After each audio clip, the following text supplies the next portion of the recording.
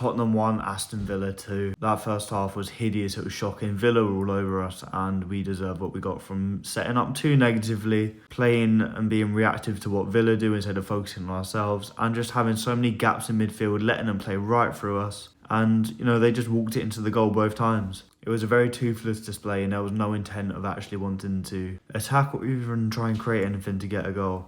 Richarlison going off was an issue, and Colomwani coming on. He didn't really impress me either tonight again, but that was a terrible first half, and there was nothing from that half which you could cling on to and kind of look at to kind of bring you any hope for the second half. The second half was a lot more stronger, a lot more brighter. We started well. We had a good, 20-minute period where we were kind of very in control, attacking, got the goal. It was a great goal by Odeba and great play from, I think, Xavi and Colomwani to get that goal. And we were playing some really good stuff. Especially this man, Paulinho as well. He was winning the ball basically everywhere on the pitch. He was putting in tackles left, right and centre, and he was breaking up the play and helping us progress it forwards as well. And then that left Xavi to be able to kind of literally just run the show.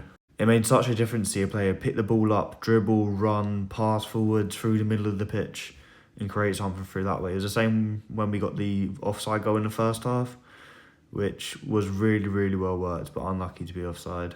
When we were on top in the second half, we got that other offside goal, which was unfortunate. I didn't really know it was offside at the time, which was quite sad when you did realise. But then, of course, eventually over time, Villa did grow back into the game and they started to regain control.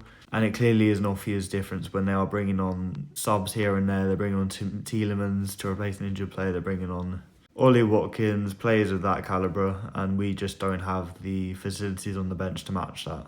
Obviously, Solanke coming on was a bonus for us. It has been 6 months, as he says, which we missed his type of profile, definitely. His hold-up ability and, just the hold-up, the play, the passing, and the eventual striking as well is just his all-round game is what we've just missed so much. And hopefully now Richarlison injured, Solanke can hit a run of form and game time and just match sharpness and be able to start. Yeah, with the subs, when we were hitting form, that's when it started to change. Odebert came off, Tell came off as well. And we lost that width. We just don't have the subs to replace them because we've got no wingers on the bench. So Xavi Simons went out wide, which meant we missed him through the middle. And I don't know, he took Porro off as well, which I don't really understand why Frank took Porro off. Spence came on, he didn't really offer much. He was very clumsy on the ball. Davis stayed on the pitch. And then Udogie was just still on the bench. He was arguably, a game changer. So I made the subs and just saw out the rest of the game. There was some chances and efforts being made, but Villa regained control and we just didn't have enough to be able to go toe-to-toe with them. It's quite damning and a bit of a reality check to see as well, because it shows the difference in the squad, the way that the two teams are run, and the managers at the helm as well. But it's just something that Tottenham need to work out now. They need to figure out the best thing for the club now and for the rest of the season. Do they stick with Frank? Do they not? What players do they bring in? What players can they attract?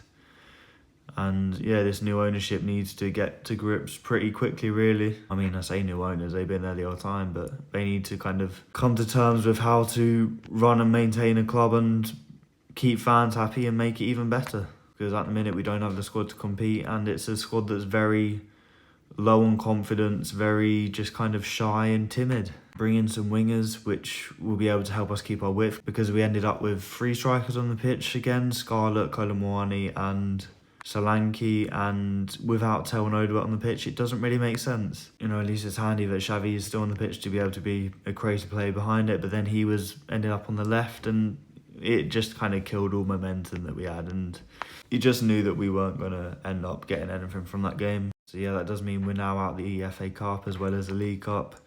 So now it's just the Premier League and obviously the Champions League, which, we're never going to win, are we? So that is basically our season over. We're just kind of fighting for the top 8 Conference League spaces, really.